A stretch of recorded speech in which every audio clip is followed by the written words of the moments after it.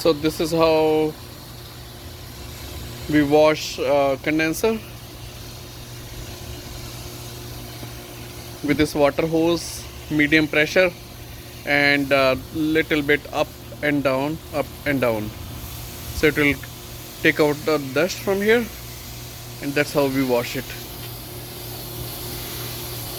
How frequently we should do that? Once You in. do more much as possible. If you do like 1 a month, that'd be great. Okay. 2 a month, 2 times a month, that'd be perfect. 2 times a month. Okay. So two, at least now once in. it's okay you wash, but when you wash it, Uh-huh. turn off. Don't run it. Got it. Wash in the morning, it will not run.